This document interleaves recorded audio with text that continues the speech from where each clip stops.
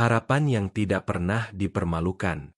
Dalam perjalanan hidup, harapan seringkali menjadi hal yang paling rapuh. Kita berharap pada keadaan yang membaik, pada orang yang kita percaya, pada doa yang kita nantikan jawabannya. Namun tidak jarang, harapan itu terasa dikhianati. Keadaan tidak berubah, orang mengecewakan, dan waktu seakan berjalan tanpa membawa jawaban. Di titik ini, hati kita bertanya, apakah masih layak berharap? Firman Tuhan memberi jaminan yang meneguhkan. Harapan yang diletakkan kepada Tuhan tidak pernah dipermalukan. Harapan kepada manusia bisa runtuh. Harapan pada keadaan bisa goyah.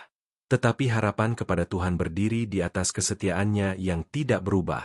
Roma 5 ayat 5 berkata, dan pengharapan tidak mengecewakan, karena kasih Allah telah dicurahkan di dalam hati kita oleh Roh Kudus yang telah dikaruniakan kepada kita. Ayat ini menegaskan bahwa pengharapan yang bersumber dari Tuhan tidak akan berakhir dengan rasa malu atau sia-sia. Seringkali kita merasa dipermalukan bukan karena Tuhan gagal, tetapi karena harapan kita diletakkan pada waktu dan cara kita sendiri. Kita berharap Tuhan bekerja sesuai jadwal kita, sesuai rencana kita, dan sesuai keinginan kita. Ketika itu tidak terjadi, kita mengira Tuhan tidak setia. Padahal Tuhan tetap bekerja, hanya saja dengan cara dan waktunya yang sempurna. Mazmur 25 ayat 3 berkata, ya, semua orang yang menantikan Engkau tidak akan mendapat malu, tetapi mereka akan mendapat malu yang berbuat curang tanpa sebab. Menanti Tuhan bukanlah penantian yang kosong, melainkan penantian yang penuh janji. Harapan yang tidak pernah dipermalukan adalah harapan yang bertahan meskipun keadaan tidak mendukung. Nabi Habakuk hidup di masa penuh kekacauan dan ketidakpastian. Namun ia tetap memilih untuk berharap kepada Tuhan. Habakuk 3 ayat 17-18 berkata, sekalipun pohon ara tidak berbunga, pohon anggur tidak berbuah, hasil pohon zaitun mengecewakan, dan ladang-ladang tidak menghasilkan bahan makanan, kambing domba terhalau dari kandang, dan tidak ada lembu sapi dalam kandang, namun aku akan bersorak-sorai di dalam Tuhan, beria-ria di dalam Allah yang menyelamatkan aku.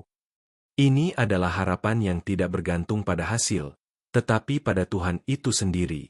Tuhan tidak pernah menjanjikan bahwa semua yang kita harapkan akan terjadi persis seperti yang kita bayangkan.